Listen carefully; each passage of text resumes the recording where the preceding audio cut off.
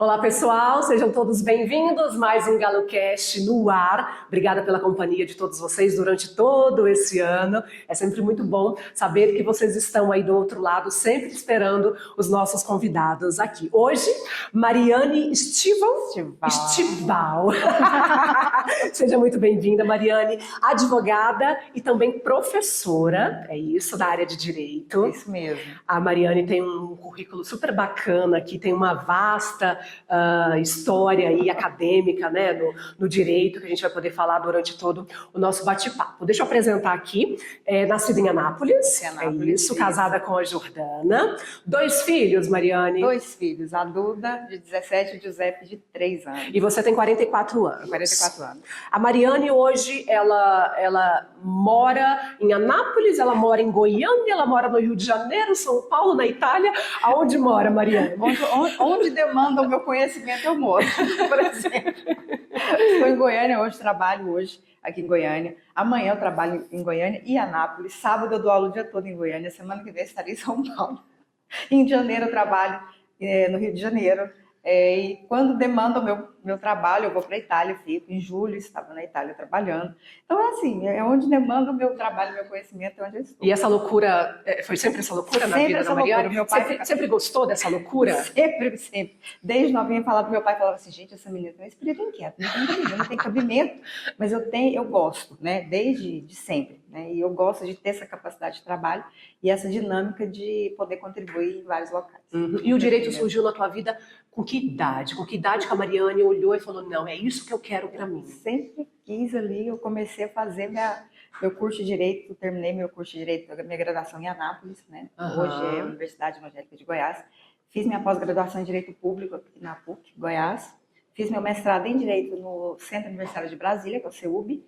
E aí lá eu senti ali uma necessidade e uma vontade. Eu sempre gostei da área internacional.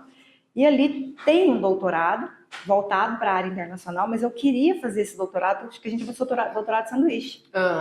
Eu fiz parte dele aqui no Brasil e o estágio de doutoramento na parte dos tribunais internacionais e parte desse doutorado eu fui para a Universidade de Paris, na Sorbonne, na França. E tive a oportunidade ali de transitar nos tribunais internacionais, a própria Corte Europeia, o Tribunal Penal Internacional, a Corte Internacional de Justiça, a partir do meu doutorado e do meu PhD. Uhum. E retorno para as contribuições aqui no Brasil, porque aqui no Brasil, inclusive, pouquíssimas pessoas sabem da advocacia internacional, que é muito importante. Sim. A gente fala de muitas áreas da advocacia e hoje eu tenho muito orgulho de falar que eu sou advogada internacional. Muita gente pergunta, mas o que o advogado internacional faz? Aí depois, quando eu converso, as pessoas perguntam o que o advogado internacional não faz. Uhum. Ou seja, faz praticamente tudo. Esbarra, não entra em todas as áreas, é impressionante. As pessoas reclamam muito sobre que as leis no Brasil elas não são tão rígidas quanto deveriam, né? Que aqui você entra na justiça, um processo demora anos e anos. Qual que é a diferença, Mariane, das leis no nosso país, como por exemplo na Itália, onde você atua? Lá as leis elas realmente funcionam? É uma questão de sistema, não é nem questão de leis, porque em cada país você tem um sistema jurídico diferente. Sim. Então você tem países que tem muitas leis, como é o caso do Brasil, mas nosso modelo nosso sistema é romano, é ultrapassado. Na verdade é o civil law. Né? Uhum. Você pode perceber, é bem interessante isso, quem está ouvindo a gente aqui vai saber. É muito comum algumas pessoas falarem assim, me mostra na lei onde está escrito isso. Uhum. Então, me prova, me né? mostra na lei onde está escrito isso. Então, isso é um sistema que é adotado no Brasil. Então, no Brasil, nós temos muitas leis. Agora, nós temos países que não têm tantas leis, mas o direito funciona, por exemplo, o common law, por um sistema de precedentes. Quem assiste muito filme norte-americano, inglês, vai lembrar de casos assim, né, os advogados estão lá no tribunal, aí vira na frente do juiz e fala assim, meritíssimo, no caso fulano versus fulano. Então você pode perceber que não são leis, então essa pessoa está buscando precedentes para dar argumentação para fundamentação para aquele caso. A Itália tem suas leis, aliás, a Itália tem uma característica de leis muito diferentes, assim, eu posso dar exemplo para vocês que é totalmente diferente, né? Mas vou dar um exemplo aqui. Na Itália tem situações que mulheres não podem ser proprietárias de empresas. só homens. Então, a última vez que eu estive na Itália, eu fui a trabalho e fui visitar uma vinícola, porque onde eu trabalhei ali é na região da Toscana. Então, naqueles momentos, né, de final de semana, quem vai ali na região da Toscana quer conhecer o quê? Vinícola. E foi impressionante, porque eu já conhecia vinícolas, mas quando chegou a informação de que eram vinícolas de uma mãe e uma filha, isso chamou a atenção de todo mundo, porque lá só homens podem ter. Olha que loucura. Então, nós nos dirigimos, fomos até lá para conhecer, porque elas conseguiram, se eu não me engano, judicialmente, serem proprietárias de uma vinícola. E na Itália são leis regionais, são leis municipais ou é a lei do país? É igual aqui, então, são as leis do país, mas tem as comunes, tem as suas regras ali. Mas o federalismo lá funciona um pouco parecido porque com o nos Estados nosso. Unidos a lei é por estado, É né? porque o federalismo lá é diferente. É a força dos estados para o governo federal. Então, os estados são mais E fortalecidos. qual vertente você acredita mais, que dá mais certo? Depende muito. No Brasil, o sistema lá não funcionaria. Sim. O federalismo brasileiro, ele vem dos Estados Unidos. Né? Meu primeiro livro é sobre isso, federalismo, e eu apresento a origem do federalismo brasileiro. E a origem e essa influência do federalismo norte-americano no brasileiro, mas ele não poderia ser igual o norte-americano por uma questão de desigualdade entre regiões, não daria certo. Mas é federalismo. Então, cada país vai ajustando ali de acordo com a sua particularidade. E como é a Mariane como professora? Como é hoje dar aula? É um desafio? Já tem. Olha, é muito desafiador. Eu sou professora há 20 anos, né? Bastante mais de 20 tempo. anos que eu estou em sala de aula. Eu dou aula na graduação, do curso de Direito, dou aula em pós-graduação, dou aula para turmas de mestrado, doutorado, enfim. Então, eu passo por todos os níveis, eu transito em todos os níveis. E os desafios, eu digo que é só em termos do nível. Né? O que eu sempre penso é o seguinte, independente se é na graduação, hoje à noite, por exemplo, eu dou aula com os meus alunos de Direito Internacional, lá da Unialfa. Se eu estou lá na Universidade de São Paulo, que eu faço parte do Núcleo de Estudos em Tribunais Internacionais, lá na USP, com Wagner, tem toda uma equipe. Se é na minha turma de mestrado, que eu vou dar aula no sábado agora, mestrado em Direito Constitucional e Econômico. Enfim, independente do nível, se é na Escola Superior de Advocacia, porque é um público que é só advogados, o que eu penso é que o desafio de um professor é que ele tem que entender que ele tem uma responsabilidade social muito grande. Por quê? Porque uma pessoa que se propõe a entrar em sala de aula para entregar conhecimento para alguém, essa pessoa tem que pensar que ela tem que entregar um conhecimento de qualidade para alguém.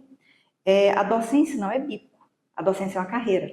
Então, quando eu vejo algumas pessoas falando assim, eu tenho essa profissão, mas eu tenho o bico de professor.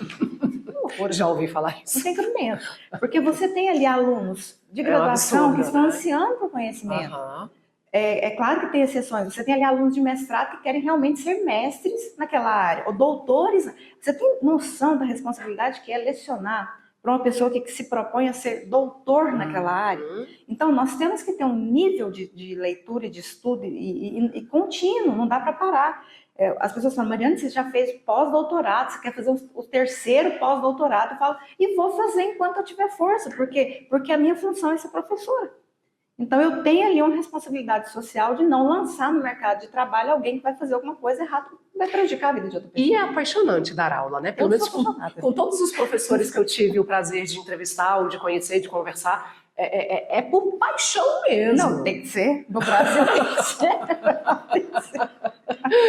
Graças a Deus, no lugar onde eu leciono, a valorização do professor ela é muito clara. Né? E a gente trabalha mais motivado quando a gente é bem valorizado. Com certeza. Eu não poderia deixar de fazer esse registro.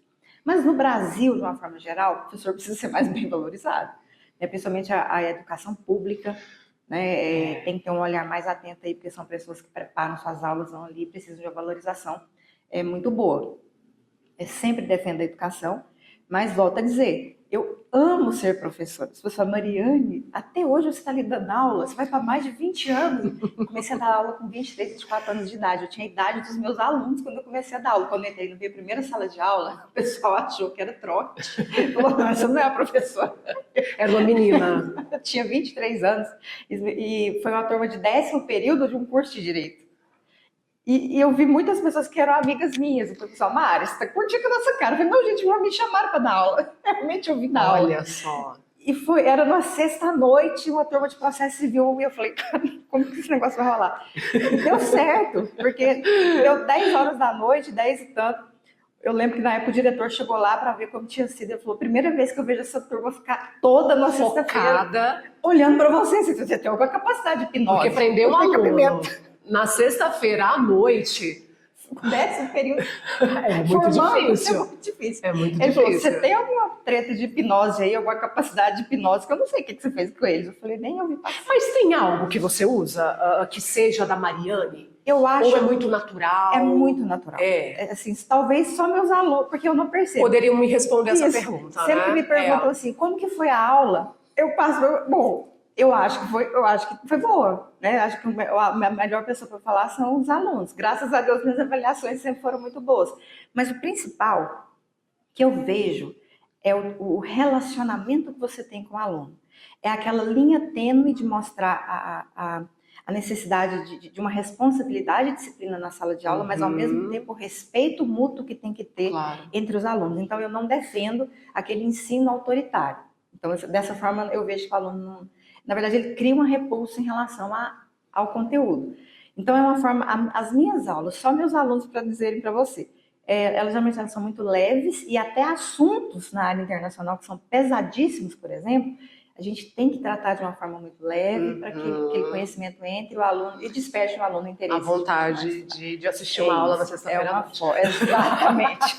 Ou um sábado o dia todo, às 9, às 18h20. Mariane, são mais de 20 anos aí de profissão de carreira. Teria algum momento, alguma audiência, algum caso que tenha sido marcante na sua vida? Nossa. Tanto para o lado bom quanto para o lado não tão bom, negativo. Inúmeros, né? Porque eu sou advogada há mais de 20 anos e também professora há mais de 20 anos. Então, nossa, muitos. São muitos momentos, né? Esses dias eu atuei num caso envolvendo uma adoção internacional.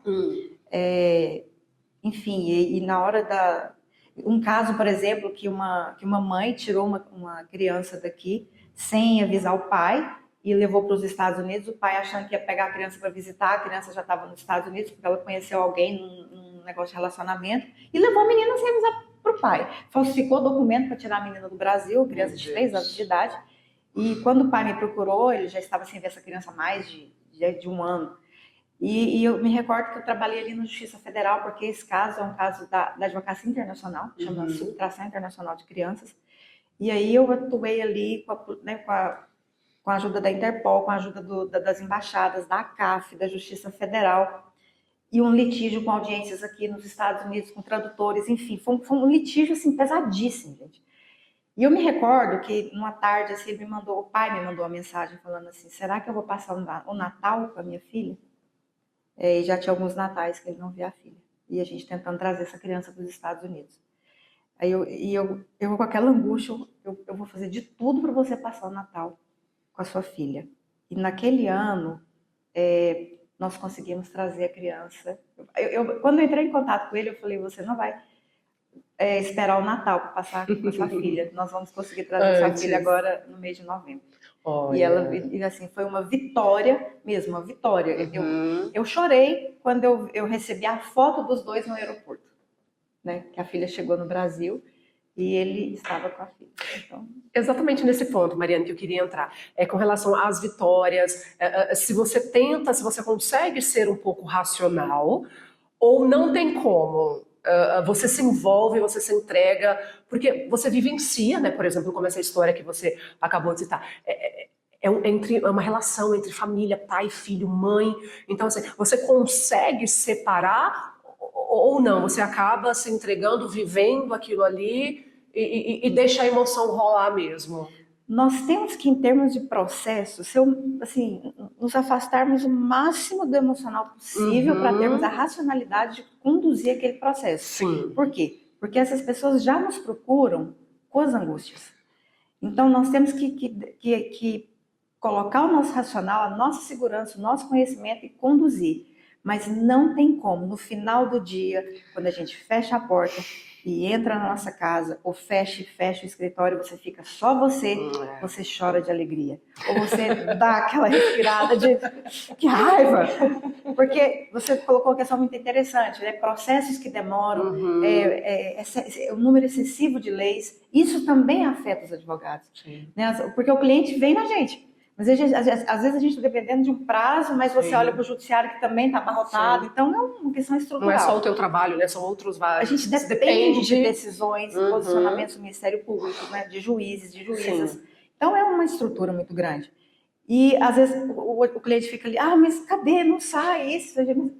Para nós também é angustiante, porque também a gente fica pedindo essa urgência, né? Acho que hoje é a maior questão da advocacia. Mas os avanços têm acontecido. É que nós, como clientes, nós não entendemos as brechas, né? Porque são muitas brechas. E a gente fica louco ali querendo o resultado final, né? E a gente deixa o nosso advogado pirado mesmo. Não, eu falo que o advogado no final do ano, assim, nosso recesso está chegando. Tá chegando perto daquele recesso ali, nós já vamos falando, meu Deus, parece que a gente está enxergando assim uma... Sim, porque para tudo, né? Para tudo. E a gente consegue respirar, né? Sim. Respirar um pouco. Mas não adianta, né? No nosso íntimo, nós nos envolvemos ali em algum momento, sim, com certeza. Né? Ver a vitória, é uma vitória para nós, mas ver a alegria de uma família, seja num problema internacional, num problema reprodutivo, para nós é muito... Eu acho que isso acontece em grande parte das profissões, dos profissionais. Porque se a gente não sente, né? Eu digo isso também como jornalista. Já fiz várias entrevistas que eu não aguentei, que eu chorei ali com o meu entrevistado. Sim, que ele te passa a emoção. Eu de profissional? Gente, mas tem situações que você não consegue, né? Corre veias aqui, né, Mariana? Exatamente. Exatamente. É muito complicado. E para os futuros, para os jovens profissionais, Mariana, o que você diria para que eles consigam um bom cargo, né, no mercado de trabalho? Porque hoje a gente sabe, inclusive a gente estava comentando sobre isso, né? De ser o diferente, de fazer o diferente. O que você diria para quem está nos acompanhando e que gostaria de ser um advogado, um juiz, um promotor? Esse ponto é interessantíssimo, porque muitas pessoas que estão nos ouvindo agora, você já deve ter ouvido falar isso também. Eu vou fazer direito porque direito ele me dá um número grande de oportunidades. Abre um leque, ele abre né? Um leque muito grande. Eu não sei até que ponto esse leque muito grande é bom. Porque você tem ali, né, pessoas que apesar que hoje qualquer idade você faz um curso, mas vamos pegar ali, vamos pegar um exemplo de uma pessoa de 22, 23 anos que tem que tomar uma decisão de definir o que ela vai fazer pelo resto da vida. Então, às vezes eu chego em sala de aula e pergunto assim, quem aqui quer ser advogado, quem quer ser promotor, quem quer ser juiz? E não é só isso, é uma carreira. Quem quer ser delegado, quem quer ser assessor. Os assessores hoje têm uma função impressionante, assistentes, enfim. Nós acho que nós ficaríamos aqui nesse Galo Cast só para falar de áreas dentro do direito. Professores, pesquisadores, é um leque muito grande. Então já é a primeira dificuldade, definir o que vai ser. E eu vejo que isso claramente assim, aparece para mim porque eu leciono para os últimos períodos. Então é muito complicado, chega a ser angustiante. Você percebe que eles estão ali no começo perdidos? Não só no começo. Alguns já têm as suas definições. Eu quero ser advogado até na área tal já tem. Certo. Mas tem muitos que ainda ficam indecisos porque realmente existe esse leque muito grande. E você observa, um engenheiro ele pode ser engenheiro. Um médico ele forma, é claro, ele tem as especializações, residências, mas ele vai ser médico. Né? Um arquiteto da mesma forma. No direito não. Você sai bacharel em direito. Então você tem que fazer prova para qualquer coisa. Para qualquer coisa. Sim. Você tem que fazer uma prova. Bacharel em direito não é profissão. Então já começa essa angústia no final. Agora, o que eu poderia dizer aqui com mais de 20 anos de carreira? Foi o que eu fiz. Não façam mais do mesmo. Realmente tem muitos cursos de direito, realmente tem muitas pessoas formando. Quando a gente vai em formaturas de direito, aquele número imenso de gente formando. Sim. Eu já estou acostumada há 20 anos participando de formaturas de direito. Mas, por exemplo, lá atrás mesmo, há 20 anos atrás, eu não... Essa frase não existe, ela me chama muita atenção. Mas não tem uma pessoa aqui. Como assim não tem? Por que não tem? Eu me recordo que eu estava começando a dar aula e eu escutei de um diretor meu Deus, onde eu acho um doutor em direito? Eu não consigo achar um doutor em direito. Eu falei, mas vai. Por alguma razão vai ter. Se não tinha doutor, imagina doutora. E uma mulher parece um negócio mais difícil. Mas eu estudei, falei, vai ter uma doutora. Eu fui a primeira doutora em direito da instituição que eu trabalhava já há muitos anos. Que bacana. Eu conheço poucas doutoras em direito aqui em Goiás. Conheço poucas doutoras em direito. Mas hoje tem mais, mas há uns 10 anos atrás a gente não via. Então, no meio jurídico não é diferente. A mulher, ela tem que mostrar mais e mais e mais a sua capacidade. O caminho para nós é um pouquinho mais tortuoso. Oh, meu Deus, porque é tão difícil, né? Então, por exemplo, você vê muitos advogados em várias áreas, mas dificilmente você vai ficar assim, gente, mas tem tantos problemas internacionais, principalmente nos últimos 5, 8 anos, a gente vê aí o trânsito de pessoas pelo mundo. As pessoas estão se relacionando, seja comercialmente, seja em termos de relacionamento afetivo mesmo, com outras pessoas de outros países. E isso acaba gerando obrigações, gerando relações, gerando situações. E da mesma forma que nós temos problemas internos aqui, precisamos de advogados para resolver, essa facilidade hoje do nosso trânsito pelo mundo, hoje você está aqui, não sei se você é casado, sim, solteira. Você está aqui, você faz uma viagem, você pode se apaixonar, né, por alguém lá na Itália, por exemplo. No sul da Itália, se apaixonou. E vou contar a história da Patrícia, minha prima. Ela estava aqui, ela terminou o namoro, foi para a Holanda para esquecer e acabou casando. Agora ela está lá, casada com o holandês, já tem mais de 20 anos. Meu sobrinho já está na faculdade, ela se tornou uma cidadã holandesa. Tá. Gerou obrigação, eles têm bens lá, têm bens aqui no Brasil. Isso foi há 20 anos atrás, isso acontece todos os dias. E se você se relaciona com a pessoa e você começa a morar na casa, você muda para a Itália, por exemplo, aí de repente você tem um filho com esse italiano. E aí vocês separam. Você volta para o Brasil, como é que fica a questão dessa guarda internacional? Como fica a questão da pensão alimentícia internacional?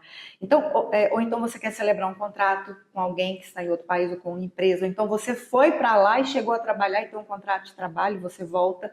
E isso para a questão previdenciária para você aqui no Brasil. E os seus direitos trabalhistas lá, se você é transferido para uma empresa daqui.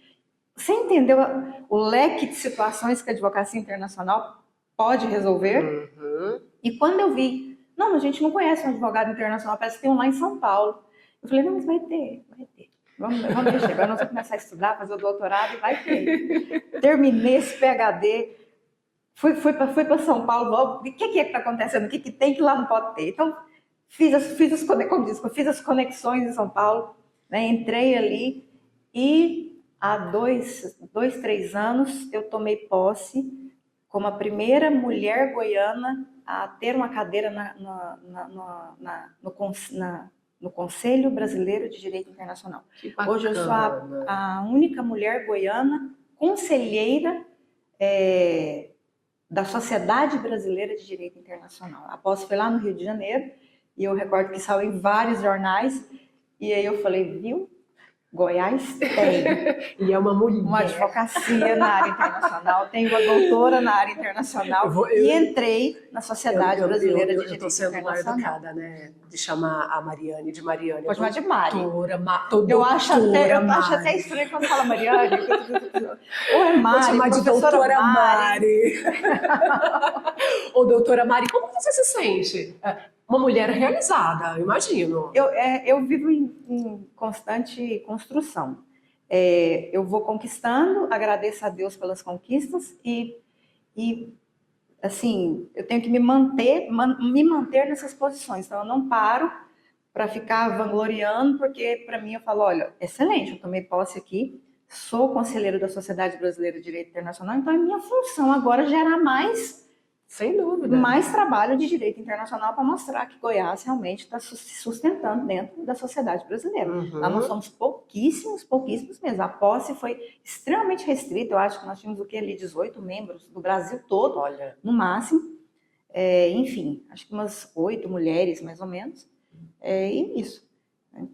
Eu tenho que estudar mais para poder entregar mais. Esse é o ponto. Trabalhar mais. Direito reprodutivo, doutora Mari, e de que maneira ele entrou na sua vida? A sua vida profissional e a sua vida pessoal. Mas tem toda a relação. Primeiro porque você conhece alguém que atua em direito reprodutivo? Não. Advogado de direito reprodutivo? Não. Eu também não conhecia, tá? Eu não conhecia. E como que isso cai, né? Porque a gente pensa que direito reprodutivo tem só a ver com política pública em relação à própria proteção dos direitos sexuais. Tem também a própria questão da gravidez, né? De acordo com tranquila e de acordo com as normas e com o devido respeito, também, mas nós temos também, e isso chega assim para mim, já chegaram vários casos de pessoas que necessitam de ajuda, aquelas pessoas que querem fazer, por exemplo, a reprodução assistida, e a reprodução assistida é um tipo, né, na verdade aqui seria mais ou menos um gênero, que vai englobar tanto a inseminação artificial como a fertilização in vitro, são 2 tipos de reprodução assistida, e como que ela entra na minha vida? Você disse a palavra certa, porque ela entra na minha vida por passar por uma reprodução assistida, porque eu passei pelo procedimento da fertilização in vitro. O meu filho Giuseppe, ele é filho de 2 mães, então nós entramos aí no tema dupla maternidade, mas também existe a dupla paternidade. E não só a dupla maternidade. Então, 2 mulheres querem ter filhos, 2 homens querem ser pais. É possível? Sim, é possível. Isso é regulamentado no Brasil. As normativas do Conselho Federal de Medicina trazem uma regulamentação para isso. Mas nós temos que avançar muito, porque, como você disse, tem muitas omissões, muitas brechas. Então, muitas dúvidas surgem. Tem gente que não sabe a diferença de inseminação artificial para reprodução assistida. Tem gente que me pergunta, mas se eu fizer isso, eu consigo registrar no cartório com o nome dos 2 pais ou das 2 mães? Depende, né? Porque tem que ser por reprodução assistida. Mas se eu quiser fazer a reprodução caseira, eu consigo registrar no cartório? Não vai conseguir registrar no cartório de forma administrativa, só pela via judicial, que a gente vai ter que ajuizar uma ação, já tivemos vários casos de sucesso, para ter o direito de registro pela reprodução caseira. Então vem primeiro a reprodução assistida, no Brasil ela não é tão acessível, né? Ela é muito cara. Sim, demais. Claro que tem clínicas maravilhosas, que tem programas, né, que fazem doações, que tentam fazer de todas as formas, mas ainda é algo muito caro no Brasil. E vendo isso, né, eu pensando ali... Na Itália é mais acessível? A reprodução assistida no mundo, não é tão acessível. No mundo ela não é tão acessível.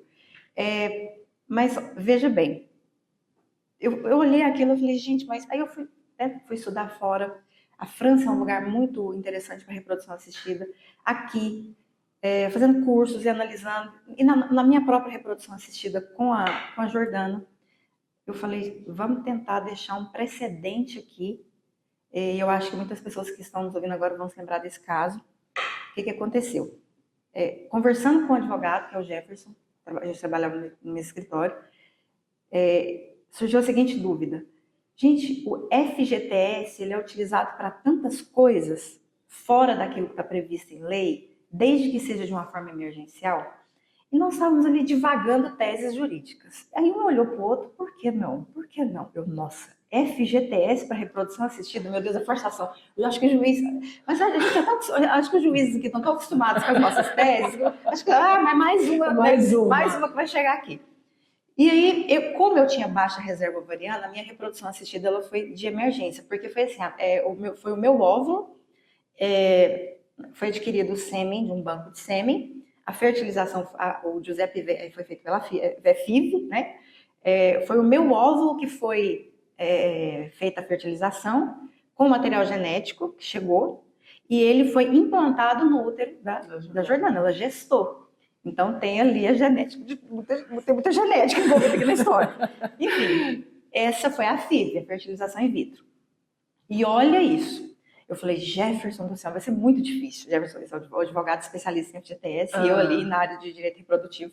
Vai ser muito difícil, porque o FGTS é meu, mas quem está gestando não sou eu. O óvulo é meu. O óvulo é meu. Mas a gestante não sou eu.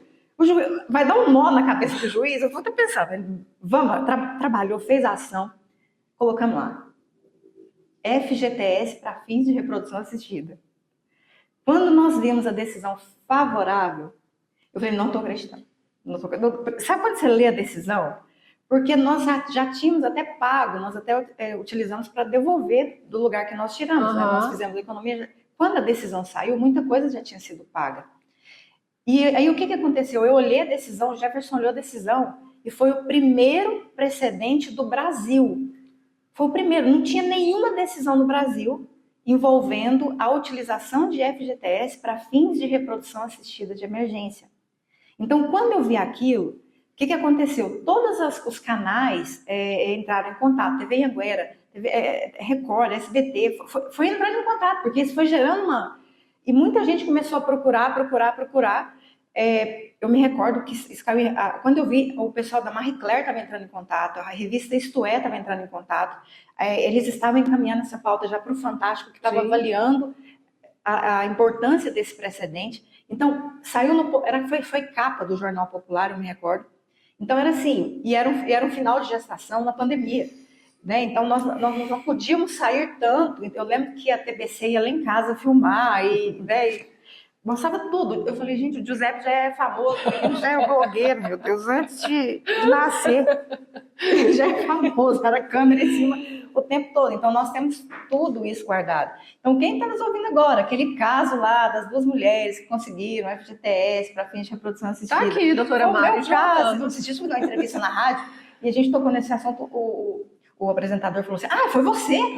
Nossa, eu já falei tanto do seu caso, eu não sabia, você tem que voltar aqui para a gente falar. Gente, que interessante. Existe, porque às vezes a mulher, ou o homem também, né? Porque não é só a mulher, tem um FGTS, não tem intenção ali de adquirir um imóvel no momento e quer fazer reprodução assistida se for de emergência, tem precedente já para isso. Mas vocês foram o primeiro? De muitos ou ainda não? O primeiro do Brasil. Depois disso, como nós viramos referência, eles vieram para mim. Então, é uma questão envolvendo o direito reprodutivo. E dali eu desmembrei os casos. Nos casos que nós trabalhamos, nós conseguimos também. Que legal! E isso agora está virando pelo menos aqui em Goiás, né? Aí tem pessoas agora de São Paulo que procuram. Olha que informação, gente. Do Sul, esses dias uma pessoa do Sul, uma pessoa de Curitiba procurou. E tivemos esse primeiro precedente. Então, como que eu entro no direito reprodutivo? Dessa forma. Porque a gente tem que pensar assim, o que nós podemos deixar também em termos de advocacia, em termos de precedente para que outras pessoas que querem fazer, não pode ser até uma mãe solo que quer fazer, ou um pai solo que quer fazer. Então ela tem ali o material genético dela, ela tem uma baixa reserva ovariana, talvez por uma questão de idade, nem sempre vai ser por idade, mas ela não tem o dinheiro, mas tem o FGTS. Então ela tem precedentes para isso. Olha que informação para quem tenha vontade, mas não tem o capital financeiro. Sim, mas às vezes tem uma possibilidade. Sim. E hoje nós temos vários precedentes. Eu fico muito feliz que o meu foi o primeiro e que eu atuo em vários, né? E é um legado que a gente deixa. A Jordana e eu, nós temos uma visão, porque a gente vem de uma cidade muito conservadora. Então, o pessoal da nossa cidade, né? Nós somos bem conhecidas em Anápolis, no estado de Goiás mesmo, porque o pessoal sempre fala, né? Chegam os casais, às vezes, bem novinhos, né? Enfim, dependente da nossa sigla lá, que é enorme mesmo. Ela é enorme mesmo. Dependente de quem seja. E até héteros mesmo. Chegam na gente e falam assim, eu admiro muito vocês pela coragem que vocês têm, pela força que vocês têm, porque aqui em Goiás, viu, gente? O GaloCast, você deve estar assistindo de outro lugar, mas a gente usa muito porteira. Aqui em Goiás, vocês saem abrindo porteira, abrindo porta, e aí vocês vão nos dando coragem, falar, olha, sim, mãe, aquele casal lá tem até filho, ó. Exatamente. Tá vendo que é possível?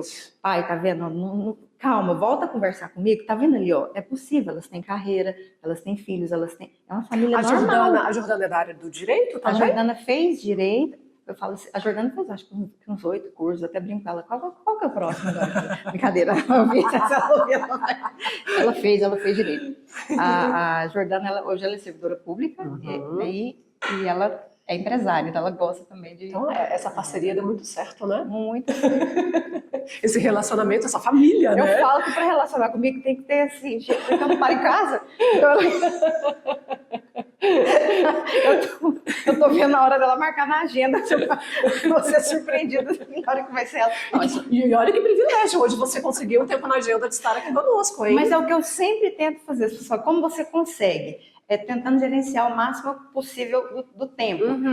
Quando eu tinha conversado com o Felipe, falei, olha, tem sim, é melhor na quinta, porque eu já fico, porque eu dou aula em Goiânia, eu fico tentando otimizar o tempo, aí eu já passo no escritório, já vejo alguma coisa, né, já resolvo, já organizo o almoço que tem que resolver com o cliente, alguma coisa assim, então eu saio organizando. Ontem surgiu uma reunião exatamente às 10. Eu falei com o Felipe, nós podemos atrasar uns minutos, ela não demora essa reunião. Então eu já entrei aqui, já fiz a reunião e já consegui. Sim, que bom, a gente fica muito feliz por compartilhar um pouquinho da tua história profissional, da tua história, da tua carreira profissional, da tua intimidade também, né? De contribuir aí de alguma forma, sem dúvida. Alguém que está nos assistindo vai se identificar e falar, opa, como que eu não pensei nisso antes? Gente, né? Quando eu falo, não é só na advocacia, hoje eu sou advogada internacional, advogada na área de direito reprodutivo, mas para chegar aqui eu já fui advogada na área das famílias, porque o direito reprodutivo, gente, não é direito de família, é das famílias. Vamos lembrar que famílias tem muitas, tá? Não só uma. Tem que passar pelo direito das famílias, não tem jeito, né? Meu próprio mestrado foi em direito público, a gente afunila aqui. Mas, por exemplo, parem para pensar nisso. Hoje, dificilmente você encontra advogados para analisar contratos ou negociações envolvendo criptomoeda, Bitcoin, o próprio direito digital, enfim. Hoje eu tenho dificuldade de achar um estagiário para o direito internacional. Eu nem imagino onde eu acho um estagiário para o direito reprodutivo. Então, vamos pensar um pouquinho. Eu acho que todas as áreas têm a sua relevância. Mas a gente tem que abrir mais ali para ver as inovações, a própria inteligência artificial dentro do direito, né? As tecnologias, a gente tem que pensar um pouquinho ali para não ser mais do mesmo. Sim, abrir um pouco a cabeça, né, e sair da mesmice e do comodismo. As relações humanas estão mudando. Sim. E o direito precisa acompanhar as relações. Se o direito não acompanha, os profissionais precisam de alguma forma trabalhar ali para dar a resposta ali, com direito internacional, direito reprodutivo e outras vertentes que a doutora Mari trabalha e atua. E de que maneira, doutora Mari, a gente consegue, quem está nos acompanhando, a gente conseguiu, a gente trouxe ela hoje aqui, mas você que está nos acompanhando, é Rio de Janeiro, é São Paulo, é Anápolis, é Goiânia, é Itália, é França, enfim, ganhando cada vez mais espaço no Brasil e no mundo. Como encontrar, por onde, rede social, telefone, gente, qual meio? Olha, meu telefone, meu WhatsApp, eu falo que eu deixo, eu não tenho uma... você tem um profissional e o pessoal não tem um. Às vezes eu demoro um pouco, como eu tenho um, eu demoro um pouco para responder, mas eu respondo, né? E falo aqui para vocês, é 6298221 9826, esse é meu número. Né? Isso eu coloco no quadro, primeiro dia de aula, falo, qualquer coisa que vocês precisarem, avisa, vai faltar, me avisa, né? Furou o pneu, não vai chegar na aula, me avisa. Enfim, eu sou extremamente acessível. Né? Eu não tenho essa, fala com a minha... eu tenho uma equipe de trabalho, tem várias equipes, seria impossível fazer isso sozinho. Não tem como. Né? Ninguém é bom sozinho, a gente precisa entender isso. Tem equipe, mas a pessoa... Tem gente que me manda mensagem no direct do Instagram. Eu falo com secretária, ou eu posso falar aqui com você, ou ele pode falar comigo, tá aqui meu WhatsApp. Pode falar com a secretária também, pode falar com a assessoria, com o estagiário, né? Que é acessível, né, doutora? Mas pode falar comigo aqui também. Tem algum canal, no YouTube ou o próprio Instagram que você fala Instagram sobre? Muito, eu gero muito conteúdo lá no meu Instagram. Olha, ótimo. Se vocês colocarem Mariane Estival, Stival, no Instagram, já vai aparecer Mariane Estival. Vocês vão ver que vai ser eu. Vai estar lá advogada, né, professora. Né? E tem vários vídeos, vários conteúdos. Tem. Bora acessar, então. Todo dia eu... E ter mais aulas, porque aqui foi só um pouquinho. Não, eu fiz um atendimento, caso, olha, eu tive que fazer esse atendimento bem tarde, porque o cliente estava nos Estados Unidos e a gente tem que... Eu falo que advogado internacional, ele não tem relógio, ele tem fuso horário. E aí o cliente falou que eu preciso de um atendimento. Porque, gente, que caso... Até eu estava pensando nesse caso. Um suíço mora nos Estados Unidos, casado com uma brasileira. A mãe suíça morre e deixa bens na Suíça. Só que ele estava com uma suspeita que o inventário... Não é bem inventário o nome na Suíça, mas a questão sucessória na Suíça não estava sendo bem acompanhada e ele me contratou para cuidar dessa questão dele lá na Suíça.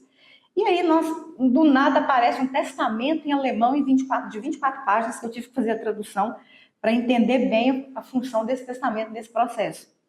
Só que aí nós estávamos discutindo os próximos caminhos nessa reunião que nós fizemos agora, tem 2 dias, vai essa semana agora. E de repente ele fala assim, meu pai morreu, eu só que eu nunca tive contato com ele, ele nasceu na Itália, me falou a região da Itália, mas eu não sei onde ele morreu. Eu falei, gente, eu tenho que partir do último domicílio, então eu vou ter que fazer um rastreamento de bens na Europa para saber. A única coisa que ele sabe é que ele falou que eu lembro dele falar que ele ia deixar algumas doações para alguns programas da África. Eu falei, não, excelente, até porque precisa. Só que nem tudo pode ser doado. Então a gente é para rastrear, eu queria que a senhora começasse. Eu falei, nossa, vamos descobrir primeiro onde ele morreu, né? E aí eu já desliguei a chamada por vídeo. Eu achei que eu tinha um problema para resolver, eu saí com outro problema para resolver. Vários. E já comecei a trabalhar e conversar com pessoas, né, colegas que estão fora, para a gente começar a fazer esse trabalho. E a gente pensa assim, não existe, né? Isso aqui existe. E acontece de uma forma muito frequente. Sim. Doutora, obrigada por ter disponibilizado o tempo, a agenda, que a gente sabe, e a gente pôde ver aqui o quanto é corrida, quanto é disputada. A gente agradece imensamente a participação, viu? Eu que agradeço, a honra é minha, né? E me coloco à disposição sempre. Vocês falaram aí, mas para mim é um momento extremamente prazeroso estar conversando aqui com você. Oh, muito obrigada. Independente dos próximos compromissos, cada um tem sua relevância. E esse, com certeza, para mim é extremamente importante. Muito obrigada. A gente que agradece, a gente agradece a sua companhia também. Até o próximo GaloCast. Tchau, tchau.